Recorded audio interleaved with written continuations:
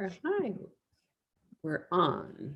Hey, how to stop negative thoughts, how to stop overthinking and negative thoughts. So that's what we're going to be discussing today and giving you some tools and tips and strategies to use for yourself, whether when you're in a relationship or, well, it's probably got to do with in a relationship or something else in your life. However, if you ever felt like you're stuck in this loop, you have these repeating words going on in your head, or you just feel like you're that hamster on the wheel, those are very common feelings for people that do overthinking, right, Rita? Yeah, overthinking. It's a whole world in there. It's a whole life. Inside your thoughts, the whole entire life. It's a world, and there's life happening outside, and you are in your head about this thing, this event, this person, how that person. I think we get caught in this loop, because it's like, because the brain doesn't know what else to do with it because you're not directing it. So Exactly. a guy cuts you off, and cuts you off on the road. And do you talk about like, oh my God, how disrespectful, how hurtful, I could have died. Like, where do you go? Right. And then you Yeah. go to the office and you talk to the person, to your counterpart. This guy, he almost killed me. And you go to the story, and then you call your partner, and you go to the story again. And then you tell other, and you live it like all day in your head, how you keep looping that thing, Right. how he almost killed you. So what do you do, Tammy? Yeah. Well, the thing is, that's the way our brain works. It's made to notice those things and like kind of, I don't know, I call it festering on it, right? Like it's festering and festering. And it's supposed to do that because it thinks that way that won't happen again. You'll watch out, you'll be safe next time.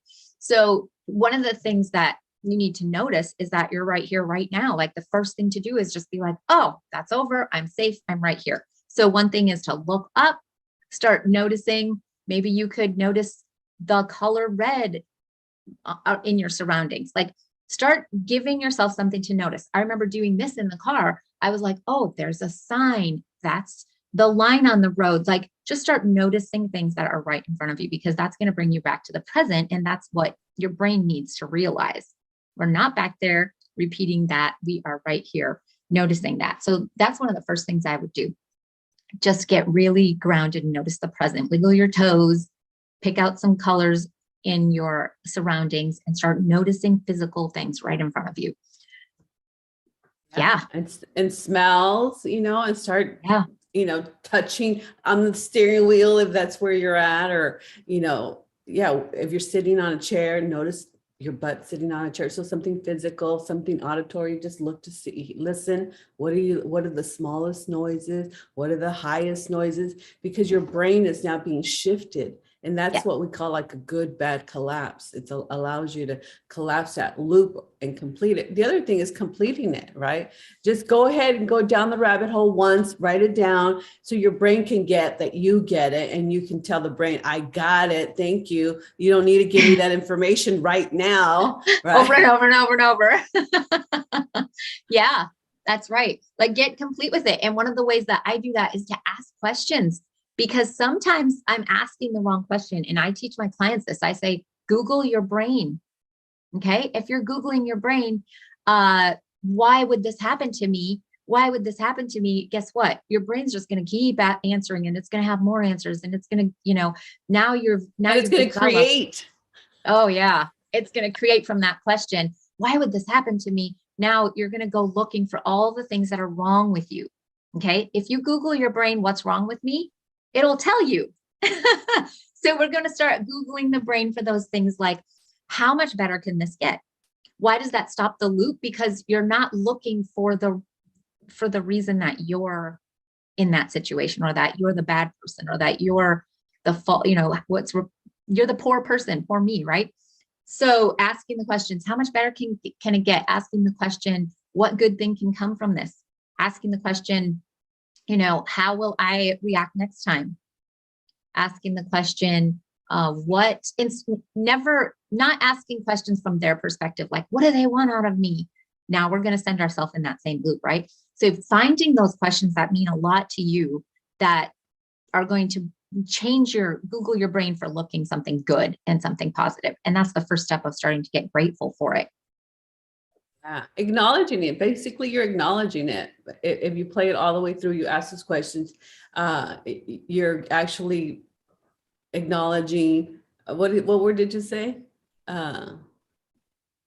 You said being grateful, that's allowing you to see what good did this have? What good did this, my reaction? I mean, I'm glad you reacted that way, because if someone cuts you off, you need to be alert, and you need to, be ahead of the game. So Right. your brain body took care of that. So you tell it, thank you for having me react this way. Thank you for letting me know. And so you are being grateful for that part that is Exactly. looping you in there. And then That's you really just, good. Then you yeah, just, you just you have keep something else. capturing the thought. I mean, that's the whole Right. thing. It's capture that thought and complete it. Capture that thought and complete it. We don't do that. We're always in that overthinking. Why? Because something might go wrong, and it's just the brain's job. But now you're here, the conscious part of you. You get to determine and dictate and create discipline in your Yeah. brain. Yes. Train your And brain. that's the key thing. When you said looking for something wrong, that is that loop, right? You're looking for something wrong so that you think it will fix it. But when you're looking for something wrong, that's not the solution. That's the problem. Like, you're just creating more of a problem inside your own head. So now you're going to start looking for what's right about it. So thank you for reacting so quickly. Thank you for speaking up. Thank you for, whatever did go right, and starting to shift that thought over to being grateful. And then that, I think, is kind of the final step. Just be like, when you speak about that incident now, noticing everything that worked out for your good. Because now you bring a whole different energy to other people as well. When you have completed it, you found out what was good about it, and now you can talk about it from that perspective. Yep. Yeah. Very good. Say 5 gratefuls.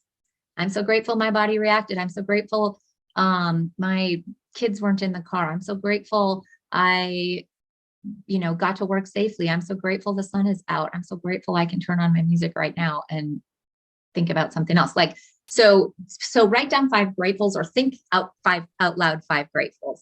So those are kind of the steps that we think are really beneficial for you to stop that overthinking. And I think all of us have experienced this, and it's just that disciplined mind, like Rita was talking about, that can benefit us to moving into a different place to think, a different mindset.